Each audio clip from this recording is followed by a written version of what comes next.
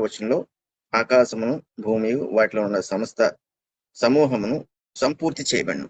So ఇక్కడ 6 దినముల్లో దేవుడు సృష్టి అంతటినీ తాను సంకల్పించిన లేదా నిర్ణయించుకున్న తనకి ఏది ఇష్టమైందో చేయాలని సృష్టి విషయంలో దానంతటినీ కూడా పూర్తి చేశాడు. ఇక్కడ ముఖ్యమైన పదం ఏంటంటే సంపూర్తి చేయబడిను అన్నట్టు. సో 6వ దినము యొక్క లేదా 6 అనే సంఖ్య యొక్క విలువ ఏంటంటే సంపూర్ణత లేకపోతే పరిపూర్ణత. ఆ రోజుతో ప్రభు లేదా దేవుడు సృష్టి అంతటినీ కూడా ముగించేశాడు సృష్టించే విషయంలో. క్రొత్తగా ఇంక మళ్ళీ ఏమీ సృష్టించదలుచుకోలేదు. సో అది చాలా మంది 6 అంటే అసంపూర్ణ సంఖ్య అంటారు. కానీ వాక్యాన్ని వాళ్ళు ఎలా చదువుతారో నాకు తెలియదు, కానీ ఇక్కడ ఉన్న పదాన్ని తప్ప వేరేది మనం తీసుకోవడానికి లేదు. సో ఆయన సంపూర్తి చేశాడు. అంటే ఏంటి? సంపూర్ణం అయిపోయింది 6 అనే సంఖ్య. ఈ 6 అనే సంఖ్య మానవునికి చెందింది కూడా ఈ సంఖ్య. ఎందుకంటే 6వ దినాన్న తను సృష్టింపబడ్డాడు కాబట్టి.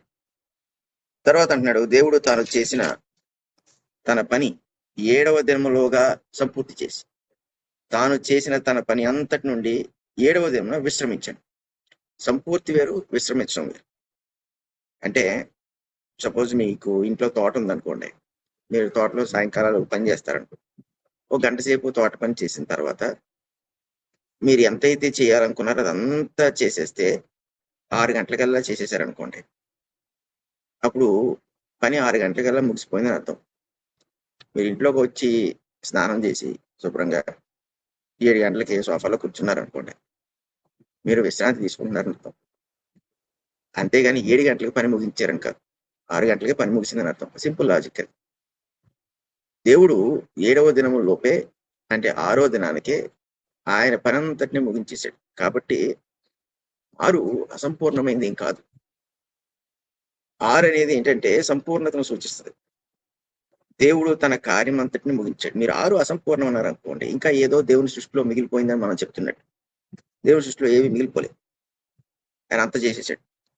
సో ఇప్పుడు సంపూర్తి చేసి తాను చేసిన తన పని అంతటి నుండి 7వ దినమును విశ్రమించాడు.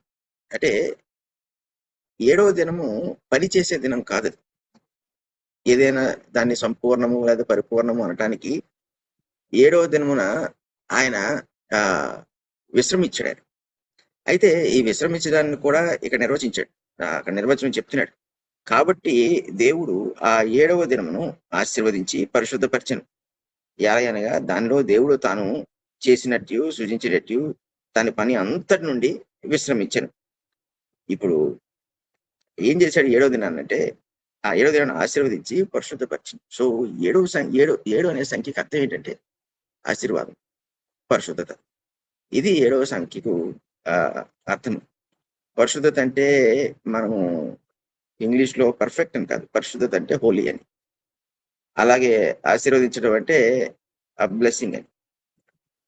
సో ఇప్పుడు 7వ సంఖ్య మనకి కనబడింది అనుకోండి, దాని అర్థము ఏంటంటే 6 అనేది జరిగిపోయిందని అర్థం. ఇది ఎందుకు సంఖ్యకు వచ్చిందంటే, ఇది పరిశుద్ధ గ్రంథం అంతా 7వ సంఖ్య 3 సార్లు మనకు కనబడుతుంది. అంటే విశ్రాంతి అనేది దేనికి సూచనగా ఉందంటే 6 దినముల్లో దేవుడు తన పనిని ముగించాడు అనడానికి సూచన ఉంది. కాబట్టి 7వ దినము సూచనప్రాయంగా ఉంది తప్ప 7వ దినం పరిపూర్ణతను సూచించదు. ఇప్పుడు ఇది అంత అవసరమా అంటే పెద్దగా అవసరం లేదు, కానీ ఒకవేళ ఏ ప్రకటన గ్రంథానికి వెళ్ళారనుకోండి, అక్కడ కొంత అవసరం ఉంటుంది. ఇప్పుడు 7వ దినం సంపూర్ణం అయితే ఏంటి, అవ్వకపోతే ఏంటంటే మనకి ఈ విశ్వాసం, నిరీక్షణ ఇంట్లో మనం జీవిస్తున్నంత కాలం వాటిని ఒకవేళ మనం అంతగా తెలుసుకోలేకపోయినా కూడా పర్వాలేదు అనుకుంటాను. తెలుసుకుంటే మంచిదే, ఎందుకంటే కొంత జ్ఞానానికి ఉపయోగపడుతుంది. సో 7వ దినాన్ని దేవుడు ఏం చేశాడంటే ఆశీర్వదించి పరిశుద్ధపరిచాడు. ఎందుకంటే ఆయన విశ్రమించాడు కాబట్టి. అంటే ఆ రోజు దేవుడు ఏ పని పెట్టుకోలేదు. ఆ రోజుకి వచ్చేటప్పటికి దేవుడు తాను హెచ్చించుకున్నాడు. ఆశీర్వదితాను కూడా 7వ దినాన్ని ఆయన విశ్రమించాడు. 7వ దినాన్న ఆ దినమును ఆయన పరిశుద్ధపరిచి ఆశీర్వదించాడు. అంటే అర్థం ఏంటంటే దేవుడు తాను హెచ్చించుకున్న రోజు అది. అంటే తన సృష్టి అంతటిని బట్టి కూడా ఈ రీతిగా చేయగలిగిన వాడు ఇంకొకటి సృష్టిలో లేడు. అప్పుడు మనం ఎవరు లేము, మనుషుడే లేడు. కానీ అంటే ఈ ఆదాము ఎవరు ఉన్నారంతే. సో 7వ దినానికి ఆయన ఏ స్థితికి వచ్చాడంటే తాను అనుకున్నది అనుకున్నట్లుగా చేసుకున్నాడు కాబట్టి తన్ను తాను హెచ్చించుకున్నాడని చెప్పడానికి ఎవరంటే ఆశీర్వదించి పరిశుద్ధపరిచినట్టు. ఇప్పుడు ఎవడైనా వాడు ఆశీర్వదించుకోగలడా? ఎవడు అలా చేయలేడు. నన్ను నేనే దీవించేసుకుంటే నాకు ఏమైనా కలుగుతాయని ఏం కలగవు. కానీ దేవుడు చేసుకోగలడు. ఎందుకంటే ఒకవేళ దీవించుకున్నాడు అనుకోండి, దేవుడు తను తానే ఆశీర్వదించుకున్నాడు అనుకోండి, దాన్ని నెరవేర్చగలడు. సో దేవుడు తాను హెచ్చించుకున్న రోజు. ఎందుకంటే పనిని సంపూర్ణంగా 6వ దినానికి పూర్తి చేశాడు. ఆయన ఎలాగైతే ప్లాన్ చేసుకున్నాడో, ఎలాగైతే జరగాలనుకున్నాడో, ఏది మొలవాలనుకున్నాడో, ఏది ఉండాలనుకున్నాడో ప్రతిదీ కూడా ఆ క్రమంలో ఆయన చేసుకొచ్చాడు. సో ఆ దినం ఆశీర్వదించి పరిశుద్ధపరిచాడు. పరిశుద్ధపరచడం అంటే ఎందుకు పరిశుద్ధపరచుకున్నాడు? ఆయన పరిశుద్ధుడే కదా. ఎందుకంటే 6 దినాల్లో ఎటువంటి లోపం లేదు. 6 దినాల్లో ఎటువంటి అపరాధం లేదు. 6 దినాల్లో ఎటువంటి బలహీనత ఆయన కనబడలేదు. ప్రతి దినము కూడా ఆయనకి మంచిది కానీ, అందుకే చివరికి చాలా మంచిదిగా ఉండెను అన్నాడు. తన సృష్టిని తను చూసుకున్నాడు. అంటే ఎక్కడైనా కూడా మనుషుడు లోపం వెతుకుతాడని కాదు. అపవాది అనేవాడు ఉన్నాడు ఆ టైంకి. వాడు లోపం వెతకూడదు. వాడికి కూడా లోపం కనబడడానికి వీల్లేదు. ఎందుకంటే అంటే అపవాదికి లోపం కనబడితే వాడు హవ్వను ముట్టుకోవాల్సిన అవసరం లేదు. ఆ లోపాన్ని పట్టుకుంటే చాలు. సో దేవుడు ఎలా సృష్టించాడు సృష్టిని అంటే ఎటువంటి లోపము లేనిదిగా, బలహీనత లేనిదిగా, ప్రశ్నింపబడకుండా ఉండేటట్లు, అనుమానం అనేది లేకుండా ఉండేటట్లు సృష్టించుకున్నాడు. కాబట్టి 7వ దినమున ఆయన విశ్రాంతి తీసుకున్నప్పుడు ఆ దినాన్ని ఆశీర్వదించి పరిశుద్ధపరచును అన్నాడు. అంటే ఏం చేస్తుందంటే కార్యాంతమును సూచిస్తుంది 7వ దినం. దేవుడు చేసిన కార్యములన్నీ కూడా పూర్తి అయిపోయినాయి అని చెప్పడానికి ఉపయోగించేదే 7వ దినం. 7వ దినము సంఖ్య 7 అన్నప్పుడు అది పరిశుద్ధతకు సంబంధించింది. అది కార్యాంతము జరిగింది. అది కార్యాంతాన్ని సూచించే సంఖ్యగా అది ఉంది. దేవుడు తాను దీవించుకున్న దినముగా కూడా అది ఉంటది కొన్ని సందర్భాల్లో. అంటే 7కు వచ్చేటప్పటికి లోపం లేదు. లోపాలు ఏమైనా అంటే లోపాలన్నీ కూడా పోయినాయి అని అర్థం. భూమి శూన్యముగాను నిరాకారంగా ఉన్నప్పుడు అర్థం ఏంటంటే భూమికి ఏదో లోపించింది. 6వ దినానికి వచ్చేటప్పుడు భూమికి ఏమీ లోపించలేదు. 7వ దినం ఏం చెప్తుందంటే ఏ లోపము లేదు అని సూచనగా ఉంది. ఎందుకంటే ఆయన విశ్రాంతి తీసుకున్నాడు కాబట్టి ఆ రోజు. లేదంటే దేవుడు విశ్రాంతి తీసుకునేవాడు కాదు. విశ్రాంతి తీసుకోవాల్సిన దినం కూడా కాదు అది, ఒకవేళ ఏదైనా లోపం ఉండుంటే. సో 7వ దినము మనకి ఇక్కడ వాక్యానుసారంగా చూసినప్పుడు అది దేవుడు తను ఆశీర్వదించుకునే దినము, పరిశుద్ధపరచుకునే దినము, కార్యాంతమును సూచించే దినము. మనం ఒకవేళ వెనక్కి తిరిగి చూస్తే 6వ దినము కల్లా అంతా పూర్తి అయిపోతుందని చెప్తుంది. అలాగూ ఆయన పరిశుద్ధపరచుకున్నాడు. అనగా దానిలో దేవుడు తాను చేసినట్టు సృజించినట్టు తన పని అంతటి నుండి విశ్రమించాడు. ఆ రోజు అసలు పని చేయలేదు. చేసిన పని అంతటి నుండి ఆ రోజు విశ్రమించాడు. సో పని ముగిసిపోయింది, పర్ఫెక్ట్ గా చేయబడింది 6వ దినాన్ని. కాబట్టి ఆయన విశ్రమించడం అనేది జరిగింది. సో ఇప్పుడు 4వ వచనం నుంచి ఈ సృష్టిని వివరిస్తున్నాడు. ఏమంటున్నాడు?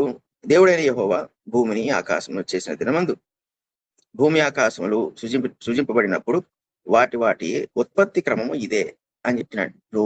ఈ చిన్న క్రమాన్ని కూడా ఇక్కడ చెప్తున్నాడు. ఆయన సృష్టించిన ఈ సృష్టి అంతటిని బట్టి అది వరకు పొలమందిలి ఏ పొదయు భూమి మీద ఉండలేదు. పొలమందిలి ఏ చెట్టును మొలవలేదు. ఎలా అనగా దేవుడైన యెహోవా భూమి మీద వాన కురిపించలేదు, నేలను సేద్యపరచుకు నరుడు లేడు. ఇవన్నీ కూడా ఎందుకు చెప్తున్నాడు? ఇప్పుడు 6వ దినానికి అయిపోయినాయి అంటాడు కదా, మళ్ళీ వెనక్కి వెళ్తున్నాడు. ఎందుకంటే దీనికి కారణం ఉంది.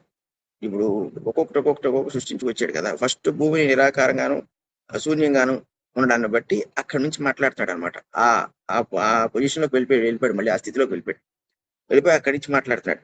సో నేలను సేద్యపట్టు నరుడు లేడు. అయితే ఆవిరి భూమి నుండి లేచి నేల అంతటిని తడిపాను. మరి ఈ భూమి ఎప్పుడైతే మరి నీటిలో జలములో నుంచి బయటికి తీసుకొచ్చాడు కదా, బయటికి తీసుకొచ్చినప్పుడు ఈ భూమి దేని చేత ఏమంటారంటే సేద్యపరచబడింది, లేకపోతే ఎక్కడెక్కడైతే నీరు అవసరం అనుకున్నాడు అక్కడ దేవుడు దాన్ని ఎలా తీసుకొచ్చి అన్ని దినాల్లోనే జరుగుతున్నాయి. ఇప్పుడు అంటే కొన్ని తీరీలు ఉంటాయండి. ఒక దినానికి మధ్యన కొన్ని వేల సంవత్సరాలు ఉన్నాయి అనేది కూడా కొంతమంది తీరి ఉంటుంది. ఎందుకంటే దేవుడికి ఒక దినం 1000 సంవత్సరాలు గాను 1000 సంవత్సరంలో ఒక దినం గాను ఉందని పేతురు అంటాడు కదా. సో దాన్ని అక్షరానుసారంగా తీసుకుంటారు. సో అది మీకు ఎప్పుడైనా అటువంటిది తీరి వింటే దాన్ని మీరు నమ్మాల్సిన అవసరం లేదు. ఇది వరుసనే దేవుడు ఈ రోజు మనకి ఇప్పుడు దినాలు ఎలా ఉన్నాయో 1, 2, 3, 4, 5, 6, 7 అని అదే క్రమంలో చేసుకొచ్చాడు ఆయన సృష్టిని. సో ఈ పొలమందలి ఏ చెట్టును మొలవలేదు, ఎలా అనగా దేవుడైన యెహోవా భూమి మీద వాన కురిపించలేదు, నేలను సేద్యపరచుటకు నరుడు లేడు. అంటే ఎందుకు లేడు అనడానికి ఈ థియరీ అంతా చెప్పుకొస్తారు. అయితే ఆవిరి భూమి నుండి లేచి నేలంతటిని తడిపాను. సో అంటే కాలాలు ఋతువులు అన్ని పెట్టాడు కానీ ఇంకా వర్షం కురవలేదు. దేవుడు ఆజ్ఞాపించలేదు వర్షానికి. అన్ని సిద్ధపరిచాడు కానీ ఇంకా వర్షం కురిసేటట్టుగా దేవుడు ఆజ్ఞాపించలేదు. కాబట్టి అప్పటి వరకు దేవుడు ఏం చేశాడంటే ఈ కేవలము ఆవిరిని మాత్రమే దేవుడు ఏర్పాటు చేశాడు. అంటే వేడిమికి ఆవిరి రావడము, ఆవిరి వల్ల భూమిని తడపడం ఇటువంటివి చేశాడు. దీనికి దేవునికి ఏదో ఆలోచన లేకుండా ఇలా చేయడు. ఇప్పుడు వర్షాన్ని కురిపించేయచ్చు కదా ఇన్ని చేసిన తర్వాత, దీనికి దాన్ని నియమించేసిన తర్వాత జరిగిపోతే అంటే క్రమంగా జరిగిపోతే ఈ పద్ధతి అంతా ఎందుకు అంటే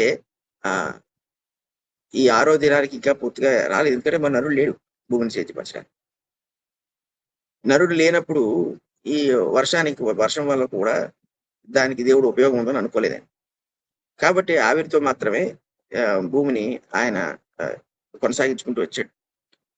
7వ వచనంలో అంటున్నాడు, దేవుడైన యెహోవా నేల మట్టితో నరుడిని నిర్మించి వాని నాసికారంధ్రములలో జీవవాయువును ఊదగా నరుడు జీవాత్మ ఆయన.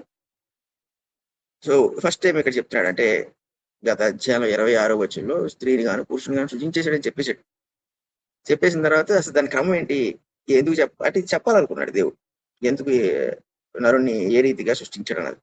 సో ఇక్కడ వివరణ ఇస్తున్నాడు. ఏం చేశాడు, నేల మట్టితో నరుని నిర్మించి, అంటే నరుని యొక్క రూపాన్ని ఆయన మట్టితో చేసి, ఈ రోజుల్లో మట్టితో చేస్తుంటారు చూడండి బొమ్మలో, అలాగే నరుని ఆయన రూపించి ఏం చేయాలంటే వాని నాసికారంలో జీవవాయువును ఊదగా నరుడు జీవాత్మ. సో ఇప్పుడు దేవుని యొక్క ఊపిరిని నరుని యొక్క నాసికారంధ్రాల్లో ఊదాడు.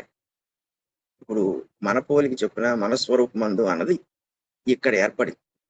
ఇప్పుడు దేవుడు ఇలాగూ వేరే జంతువులు వేటికి దేవదూతలకు కానీ ఎప్పుడు చేయలేదు. ఇది కేవలం నరునికి మాత్రమే చేశాడు. దేవదూతలను ఆయన మట్టితో సృష్టించలేదు, ఎందుకంటే అప్పటికి ఇంకా భూమి ఇవేమీ లేవు. దేవుడు అవును కాకంటే అయిపోయినాయి అంతే దేవదూత. ఆయన శక్తి సామర్థ్యాలు చూడండి. మనం అంటే ఒకవేళ దేవుని మీద మనకి మంచి విశ్వాసం లేదనుకోండి, ఇది ఎలా సాధ్యం అనే ప్రశ్న దగ్గర ఆగిపోతారు చాలా మంది. ఆత్మను సృష్టించగలిగిన వాడు ఎవడు? దేవదూతల ఆత్మలు అంతే అవి. సో ఆత్మను సృష్టించగలిగిన వాడు ఎవడు? ఇప్పుడు ఆయన ఆత్మను కూడా సృష్టించేస్తున్నాడు. అంటే ఇవన్నీ మనకు తెలియక ముందే జరిగిపోయి ఇవన్నీ కూడా. ఇప్పుడు దేవుడికంటూ ఒక ప్రపంచం, దేవుడికంటూ ఒక విధానం, దేవుడికంటూ ఒక ఇష్టము, ఒక పద్ధతి అన్నీ ఉన్నాయి. ఇవేవి నరులుగా మనకు తెలియక ముందే ఆయనకు ఆ పద్ధతులు, విధానాలు అవన్నీ ఉన్నాయి. ఇప్పుడు సొలొమోను ఉన్నాడు, షేబారాణి వచ్చింది. షేబారాణి రానంత వరకు కూడా సొలొమోను రాజ్యంలో కానీ, సొలొమోను ఇంట్లో కానీ అసలు వాతావరణం పరిస్థితి ఎలా ఉంటుందని ఆమెకు తెలియదు. అయితే సొలొమోను గురించి విన్నదే, నేను ఈ మహాజ్ఞాని అని వినేసింది కాబట్టి సొలొమోను దగ్గర రావాలనుకుంది. వస్తున్నప్పుడు ఆవిడ స్థాయిని బట్టి ఆవిడ అన్ని తెచ్చుకుంటూ వచ్చింది గిఫ్ట్ల కింద. అయితే వచ్చిన తర్వాత ఆశ్చర్యపోయి, ఏంటంటే అసలు అతని టీవీ ఏంటి, అతని దగ్గర పనిచేసే పని వాళ్ళ యొక్క పద్ధతి ఏంటి, వాళ్ళు వేసుకున్న బట్టలు ఏంటి, అసలు ఆ మేడమెట్లు ఏంటి, అలంకారం ఏంటి, అన్ని మొత్తం అన్ని చూసేటప్పుడు ఇంతటి జ్ఞానముతో కూడిన ఒక వ్యక్తి యొక్క జీవితాన్ని ఆవిడ ఇంకెక్కడ చూడలేదు. అంత ఆశ్చర్యపోయింది. అంటే ఏంటి ఎందుకు చెప్తున్నానంటే జ్ఞానానికి దేవుని దగ్గర హద్దులు లేవు. ఇప్పుడు సొలొమోను విషయంలో భూమి మీద వ్యక్తులుగా తీసుకుంటే సొలొమోను జ్ఞానానికి మనుషుల విషయంలో హద్దులు లేదు. అందుకే అతని దగ్గరకు వచ్చి అందరు నేర్చుకునేవారు.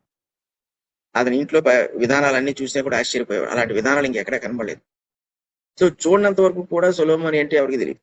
చూసిన తర్వాత ఆశ్చర్యానికి తట్టుకోలేదు.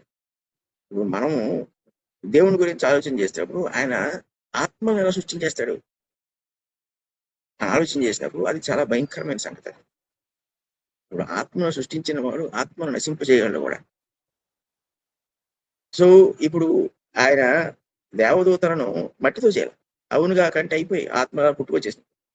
అవన్నీ ఆయనకు సేవ చేయడానికి ఉన్నాయి. కానీ మనుషుడి దగ్గరికి వచ్చాడు ఒక పద్ధతిగా ఆయన చేతులతో, ఎందుకు మట్టితో ఇది చేశాడు అంటే ఆయన చేతులతో నిర్మాణం చేసుకున్నాడు.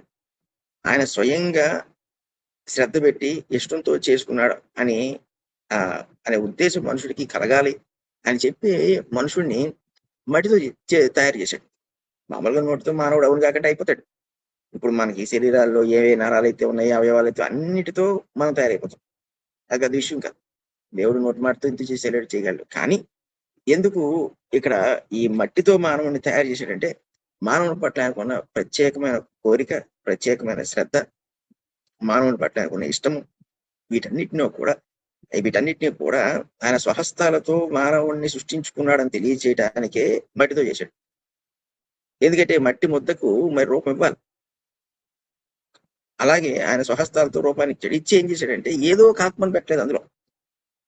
రెండో స్టెప్ గా ఏం చేశాడంటే ఎంతైతే ఇష్టపడ్డాడో, ఆసక్తి పడ్డాడో మానవుని పట్ల, ఆయన వాని నాసికారంధ్రాల్లో వాయువును ఊదాడు. అంటే ఎటువంటి జీవవాయువు అంటే దేవుడు ఏ జీవవాయువు అయితే కలిగి ఉన్నాడు, ఏ జీవాన్ని కలిగి ఉన్నాడు దాన్ని ఊదాడు. అందుకే ఆదాము అవ్వలకి మరణం లేదు సృష్టించడం. వాళ్ళు సృష్టింపబడినప్పుడు అందుకే వాడు మరణం లేదు.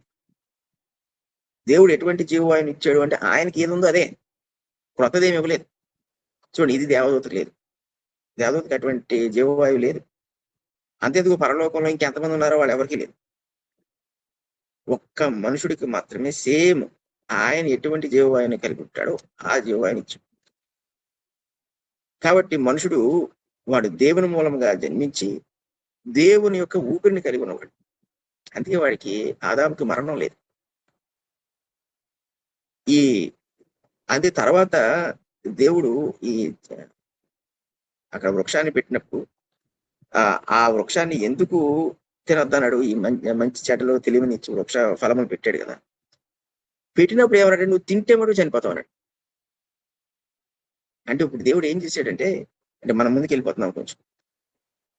ఎప్పుడైతే ఆదాము అవ్వలు ఆ పండు తిన్నారో నిరంతరము జీవించు దేవుని ఆ జీవం మొత్తం నుంచి బయటికి వెళ్ళిపోయి తీసాడు. దేవుడు ఊపిరిని మాత్రమే ఉంచాడు. ఏమన్నాడు చూడండి అక్కడ, ఇప్పుడు మనం చదువుకున్న వచనంలో, జీవవాయువును ఊదగా అన్నాడు. ఇప్పుడు వాయువు ఏంటి? ఊపిరి. వాయువు అంటే గాలి లేక ఊపిరి. కానీ జీవవాయువు అన్నప్పుడు అది దేవుడు మాత్రమే కలిగి ఉంటాడు దాన్ని. ఎందుకంటే అది జీవించే ఊపిరి, దానికి మరణం లేదు. ఇప్పుడు వీళ్ళు పండు తినేసినప్పుడు ఏమైందంటే వీళ్ళ ఊపిరి మాత్రమే మిగిలింది. నిరంతరము జీవించే అంటే ఆ సామర్థ్యత వాళ్ళ నుండి తీసివేయబడి, అందుకే మరణం వచ్చింది. ముందే చెప్పాడు అందుకే దేవుడు, నువ్వు అది తిన్నావంటే చనిపోతావు అన్నాడు. ఎందుకంటే నువ్వు నిరంతరము జీవించే ఆ జీవాన్ని నేను తీసేస్తాను. అందుకే యేసు ప్రభు మళ్ళీ భూమి మీదకి వచ్చినప్పుడు జీవం ఇచ్చేవాడుగా వచ్చాడు. ఎందరైతే ఆయనను అంగీకరిస్తారో వారికి దేవుడు జీవాన్ని ఇచ్చాడు. ఈ సమరయ స్త్రీ దగ్గర కూడా ఆయన మాట్లాడుతున్నప్పుడు ఆయన జీవం అంటే జీవ జలం గురించి మాట్లాడాడు. ఏదైతే మనుషుడికి లేదో పాపం వల్ల, పరిశుద్ధత వల్ల, లేదా ప్రభువుని నమ్ముకోవటం వల్ల మళ్ళీ దాన్ని తీసుకొచ్చి మనలో పెడుతున్నాడు. అందుకే ఈ రోజు మనం జీవవాయువు కలిగి ఉన్న వారం అంటే క్రైస్తవులుగా ఇది చాలా గొప్ప సాహిత్యం. అది అంటే తెలియకపోతే నిర్లక్ష్యం చేస్తాం. తెలిసిన తర్వాత మన నూతన జన్మ విషయంలో మనమే ఆశ్చర్యపోతుంటాం. ఇప్పుడు క్రైస్తవులకి ఎటువంటి ఆయువు ఉంది, వాళ్ళకి ఎటువంటి ఊపిరి ఉందంటే, ఏదైతే ఆదాముకి మొట్టమొదటిగా దేవుడు ఇచ్చాడు జీవవాయువు, అది క్రీస్తు ద్వారా ఈ రోజు మనం కలిగి ఉన్నాం. అందుకే మనకి నిత్య జీవం అనేది ఉంది. సో ఇప్పుడు శరీరం అందు మరణించిన ఆత్మకు జీవం ఉంటుంది. ఈ ఆత్మ నిత్యము దేవునితో జీవిస్తూనే ఉంటుంది, దానికి మరణం ఉండదు. అది క్రీస్తు ప్రభువుతో ముడిపెట్టాడు మనం. అందుకే ప్రభు వచ్చి మన హృదయాల్లో నివాసం ఉండేటట్లుగా మన హృదయాల్ని దేవునికి ఆలయంగా చేసుకుంటున్నాడు. ఎలా లింక్ అయిందంటే ఆయన జీవము గలవాడు కనుక మన ఈ స్థితిని ఏం చేశాడంటే, మన ఈ జీవితాన్ని, ఈ ఊపిరిని నిరంతరము జీవించేదానిగా చేయడానికి మన హృదయంలో ఉంటూ ఆయనతో లింకప్ పెట్టుకున్నాడు. సో ఆయనతో మనకి ఒక్కసారి బంధం వచ్చేసిన తర్వాత అది ఇంక తెప్పబడదు ఇంకా.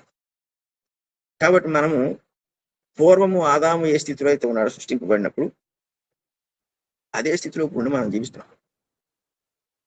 కాబట్టి మనం నిత్యము జీవించగలుగుతాం. ఆదాము దగ్గరికి వచ్చేస్తే ఈ వచనంలోకి, ఆదాము దేవుడికి ఎటువంటి జీవం అయితే ఉందో అదే కలిగి ఉన్నాడు. ఇప్పుడు దేవుడు నిరంతరము జీవించేవాడు, ఆదాము నిరంతరము జీవించేవాడు.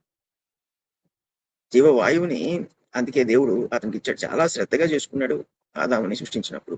చాలా ఆలోచనతో చేశాడు. అంతేకాదు ఎంతో గొప్ప ఇష్టంతో చేసుకున్నాడు. అందుకే స్వహస్తాలతో నిర్మించాడు. ఈరోజు మనం క్రైస్తవులుగా ఆ విషయం గురించి మనం ఎంతైనా అతిశయించవచ్చు. మనం రక్షింపబడ్డామన్న నమ్మకం మనకుంటే దేవుడు మనం తన స్వహస్తాలతో చేసుకున్నాడు, మన స్వహస్తాలతో నిర్మించుకున్నాడు. మనం ఎటువంటి మనస్తత్వం కలిగి ఉండాలి, ఎటువంటి లక్షణాలు మనకు కలిగి ఉండాలి, లేకపోతే మనలో ఉండాలి, ఎటువంటి జీవితాన్ని మనం జీవించాలి, వీటన్నిటిని కూడా ఆయన సొంత ఆలోచన చేత మనలోకి వాటిని తీసుకొచ్చాడు ప్రభుత్వాన్ని. అందుకే పరిశుద్ధులమని, వేరు చేయబడిన వారమని. ఎందుకు క్రైస్తవులకి ఇన్ని పర్యాయ పదాలు వాడాడు అంటే, వాళ్ళు దేవుని సంబంధులుగానే ఉంటున్నారు తప్ప లోక సంబంధులుగా, పాప సంబంధులుగా ఇంకా ఉండట్లేదు. సో ఇప్పుడు ఈ 7వ వచనానికి వచ్చేస్తే, జీవవాయువు ఓదగా నరుడు జీవాత్మయే. దేవుడైన యెహోవా తూర్పున ఏదైనాలో ఒక తోట వేసి తాను నిర్మించిన నరుని దానిలో ఉంచాను. అయితే భూమి మీద అన్నీ ఉన్నాయి, కానీ అంటే అన్ని వృక్షాలు ఉన్నాయి, అన్ని జంతువులు మామూలుగా భూమి మీద ఏదైతే నిర్మించాడు అన్నీ ఉన్నాయి, కానీ ప్రత్యేకంగా మానవుని కొరకు ఏదైనా తోట నిర్మించాడు. ఇప్పుడు దాని వైశాల్యత ఎంతో మనకు తెలియదు, కానీ మానవుని కొరకు ఒక తోటను వేశాడు భూమి మీద. ఇలా మీ ఇంట్లో మీరు ఒక తోట వేసుకున్నారనుకోండి, రకరకాల చెట్లతోటి లేదంటే పూల మొక్కలతో నాట్లతో భూమి మీద అవన్నీ దొరుకుతాయి, కానీ మీ ఇంట్లో మటుకు మీకంటూ ఒక తోట ఉంది. అలా దేవుడు ఆదాముకి ఒక తోట నిర్మించాడు. అతడు అంటే భూ ప్రపంచం అంతా తిరగలేడు కదా, అలా తిరుగులాడుచు అలా వెళ్లే కన్నా కూడా అతనికంటూ ఒక గృహాన్ని ఏర్పాటు చేసినట్టు ఆయన ఒక తోటను వేసి అందులో ఉంచాడు. మరియు దేవుడైన యెహోవా చూపునకు రమ్యమైనది, ఆహారమునకు మంచిదియునైన ప్రతి వృక్షమును, ఆ తోట మధ్యను జీవ వృక్షమును, మంచి చెడ్డలు తెలివినిచ్చు వృక్షమును నేల నుండి మొలిపించాడు. ఇక్కడ ఈ పదాలను కొంచెం క్రమంలో మనం అర్థం చేసుకుంటే, ఆ తోటలో దేవుడు ఏముంచాడంటే కంటికి రమ్యంగా కనబడేది. అంటే ఫస్ట్ ఆఫ్ ఆల్ చూడండి, రకరకాల మొక్కలు మనం చూస్తూ ఉంటాం, చెట్లు కానీ దేనికి ఉపయోగపడవు. ఈ ముళ్ళ మొక్కలు బోల్డెన్ రోడ్ల మీద పెరుగుతుంటే వాటి యొక్క అవసరత వేరు, అవి ఉంటాయి అంతే. కానీ మానవునికి ఆహార విషయంగా కానీ మరొక విషయంగా కానీ ఉపయోగపడే వృక్షాలు ఏవైతే ఉన్నాయో వాటిని మాత్రం ఇందులో పెట్టాడు. కంటికి రమ్యంగా కనబడే వృక్షం, ఆహారమునకు మంచిది అయిన ప్రతి వృక్షం. సో అంటే ఏంటంటే ఇప్పుడు చూడటానికి మానవుని మనసుకి దుఃఖం కలిగించకూడదు, లేదంటే బాధ కలిగించకూడదు, సంతోషం కలిగించాలి అటువంటి చెట్లు ఉన్నాయి. తర్వాత అరే ఈ రుచి నాకు తెలియదు అనడానికి లేకుండా ప్రతి ఫలవృక్షాన్ని కూడా అందులో దేవుడు పెట్టాడు. అంటే ఏ కొరత లేదు. భూ ప్రపంచంలో ఎన్ని ఫలవృక్షాలు ఉన్నాయో వాటన్నిటిని తెచ్చి పెట్టాడని అనుకోవచ్చు. వాటన్నిటిని తెచ్చి ఆ తోటలో ఉంచాడు. అంతేకాదు ఆ తోట మధ్యన జీవవృక్షమును పెట్టాడు. ఇప్పుడు ఈ జీవవృక్షము అనేది మనకు కనబడుతుంటుంది పరిశుద్ధ గ్రంథంలో, ప్రకటన గ్రంథంలో కూడా కనబడుతుంది. ఇప్పుడు జీవవృక్షం అంటే ఏంటంటే అది జీవితాన్ని ఇస్తుందా, లేకపోతే జీవాన్ని ఇస్తుందా, జీవాన్ని కొనసాగిస్తుందా, లేకపోతే ఆదాము ఎప్పుడైనా పండు తిన్నాడా, ఇవేమి మనకి చెప్పబడలేదు. కానీ జీవవృక్షాన్ని మాట పెట్టాడు. ఆదాము అన్ని చెట్ల ఫలాలను తింటున్నప్పుడు ఇది కూడా తినొచ్చు, జీవవృక్ష ఫలాలను కూడా తినొచ్చు. తినొద్దని మటుకు దేవుడు దాని విషయంలో చెప్పలేదు.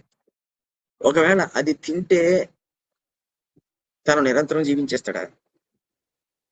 ఆల్రెడీ నిరంతరం మరణం లేనివాడిగా సృష్టించాడు అతను.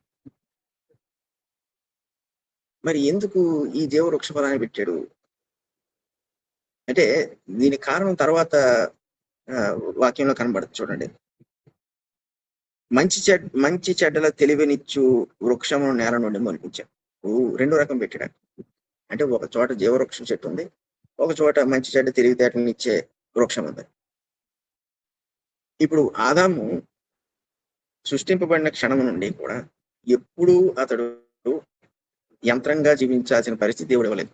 ఎప్పుడూ కూడా తన స్వేచ్ఛతో జీవించే జీవితాన్ని ఇచ్చాడు. నువ్వు జీవవృక్ష ఫలం ఇచ్చే చెట్టు వైపు చూస్తే ఈ మంచి చెడ్డ తెలివితేటలు ఇచ్చే చెట్టు వైపు నువ్వు చూడాల్సిన అవసరం లేదు. కానీ ఆ జీవమునిచ్చే వృక్షమును నువ్వు చూడటాన్ని మానేసావు ఏ కారణం చేతైనా. జస్ట్ అనుకుందాం ప్రస్తుతానికి, ఏదైనా కారణం తర్వాత వచ్చిందిగా. అప్పుడు నువ్వు మంచి చెడ్డ తెలివితేటలు కలిగిన వృక్షాన్ని చూస్తావు. ఇప్పుడు అది తినొద్దు అని దేవుడు తర్వాత చెప్పాడు కదా, మళ్ళీ మనం ముందు వెళ్తున్నాం. అది తినొద్దు అని చెప్పడానికి కారణం ఏంటంటే ఇది ఉంది అని చెప్పడానికి కారణం.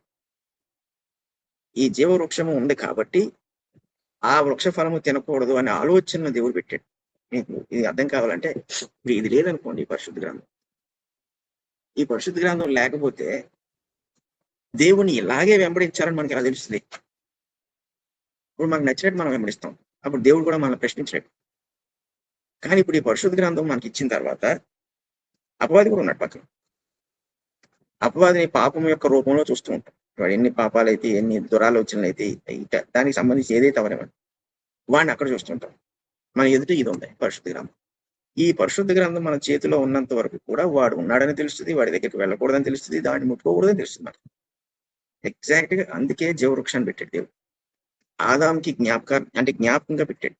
ఆ జీవవృక్షమును తన దృష్టిలో ఉంచుకున్నంత కాలము ఈ మంచి చెడులు తెలివితేటలు ఇచ్చే వృక్షం వైపు ఆదాం వెళ్ళడం. ఎంత గొప్పగా దేవుడు సృష్టించాడు, అంటే నియమించాడు నియమాన్ని కూడా. మనుషుడికి ఎంత అద్భుతమైన స్వేచ్ఛని ఇచ్చాడు. నువ్వు కావాలంటే ఇలా పండు తినొచ్చు. మంచి చెడులు తెలివితేటలు ఇచ్చే వృక్ష ఫలాన్ని కూడా నువ్వు తినొచ్చు కావాలంటే. ఇప్పుడు తింటే దాని పర్యవసానాలు దానికి అది వేరు. నేను అది తినొద్దన్నాడు, కానీ స్వేచ్ఛ నీకు ఇచ్చాడు. అయితే తినకుండా ఉండేందుకు నీకు బలం కావాలి కదా, నీకు ఆదరణ కావాలి కదా, జీవవృక్షాన్ని పెట్టాడు. ఈ జీవవృక్షం వైపు ఉన్నంత వరకు నీకు దేవుడు ఉంటాడు. ఈ పరిశుద్ధ గ్రంథం వైపు ఉన్నంత వరకు నీకు దేవుడు ఉంటాడు. నువ్వు అటు వెళ్ళేవు అనుకో, నీకు దేవుడు ఉండడం. పాపం వైపు, లోకం వైపు అయితే దేవుడు ఉండడం. ఇప్పుడు నేను పరిశుద్ధుడిగా సృష్టించాడు కదంటే, ఆదామును పరిశుద్ధుడిగా సృష్టించాడు కదా, అది క్రైస్తవుని మళ్ళీ పరిశుద్ధుడిగా చేసుకున్నాడు కదా. ఇప్పుడు క్రైస్తవుడు మైండ్ సెట్ ఎలా ఉంటది? అన్ని పాపం నుంచి కూడా వాడు విడిపింపబడ్డాడు. సో ఏ పాపం యొక్క ప్రభావం లేదు, ఆదాము మీద కూడా ఏ పాప ప్రభావం లేదు, పరిశుద్ధుడిగానే ఉన్నాడు. సో ఇప్పుడు ఆదాము న్యాచురల్ గా, అంటే స్వాభావికంగా తన దృష్టి ఎట్టుంటది అంటే ఈ జీవవృక్ష చెట్టు వైపు ఉంటుంది. తనకిచ్చిన పరిశుద్ధ స్వభావం బట్టి స్వేచ్ఛ ఉంది, కానీ మనస్సు మట్టుకు స్వభావం బట్టి ఈ జీవవృక్షం వైపు ఉంటుంది. సో దేవుని వైపు ఉంటుంది. అలాగే క్రైస్తవులుగా మనం పరిశుద్ధపరచబడ్డాం కాబట్టి స్వాభావికంగా మన మనసు ఎవరి వైపు ఉండాలి అంటే పరిశుద్ధ గ్రంథం వైపు, దేవుని వైపు ఉండాలి. అప్పుడు మనం అటువైపు చూడాల్సిన పని లేదు, చూడం కూడా. ఇప్పుడు అంటే ఈ ఎందుకు రెండు వృక్షాలు పెట్టాడు అని చెప్పుకుంటున్నాం. ఆ తర్వాత మళ్ళీ ఇంకొక స్టోరీ ఉంది, ఆ తర్వాత చెప్పుకుంటాం వచ్చాక వచ్చాడు. సో ఎందుకు రెండు చెట్లు పెట్టాడు దేవుడు? చాలాసార్లు అడుగుతారు ఈ ప్రశ్న. ఆ చెట్టు ఎందుకు పెట్టాలి, ఈ చెట్టు ఎందుకు? సరే ఆ చెట్టు ఇతను నిత్యము జీవించేవాడైతే, పరిశుద్ధుడైతే ఆదాము, దేవుడు జీవాత్మను కలిగి ఉంటే మళ్ళీ ఇతను జీవవృక్షం తినడం వల్ల ఒకవేళ తన ఆయుష్ని పెంచుకుంటాడంటే కాదు. చాలాసార్లు ఈ ప్రశ్న వస్తుంటది, రెండు చెట్లు ఎందుకు అని.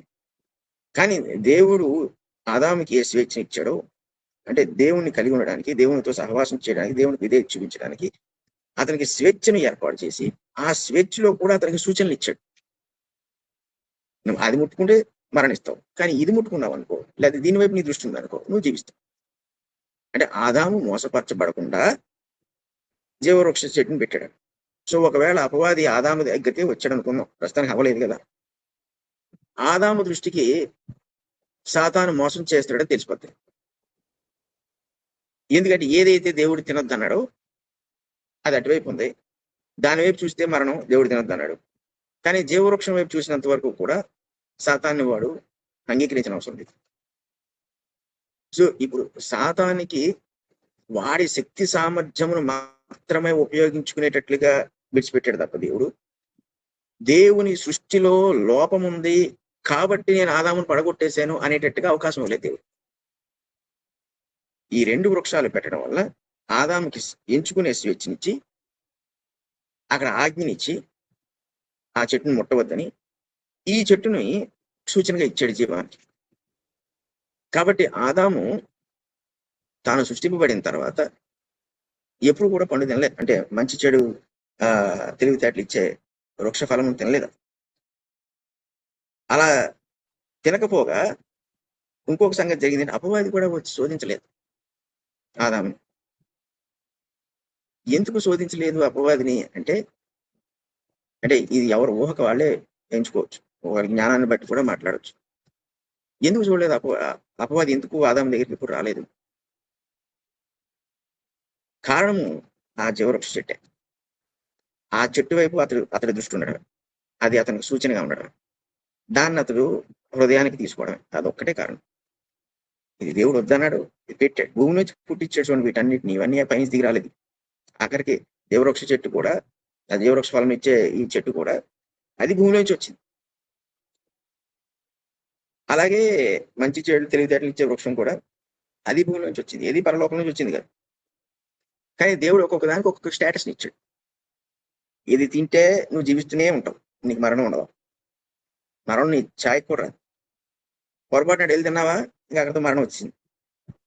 సో నా ఉద్దేశం బట్టి నేను అనుకుంటే ఆదాము ఎక్కువ శాతం జీవవృక్ష ఫలాన్ని తినడానికి ఇష్టపడ్డాడు. దాన్నే తినేవాడు.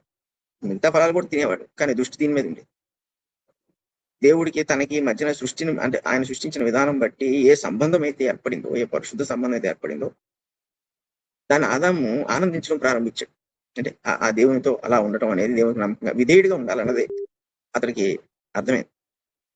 సో ఈ వృక్షాలన్నీ, ఇన్ని వృక్షాలు అందులో పెట్టినప్పుడు దేవుడు ఈ 2 వృక్షాలు ప్రత్యేకంగా పెట్టాడు అన్నప్పుడు మానవునికి ఎంత స్వేచ్ఛ ఇచ్చాడు దేవుణ్ణి కొనియాడడానికి, లేదా దేవుడికి నమ్మకంగా ఉండడానికి.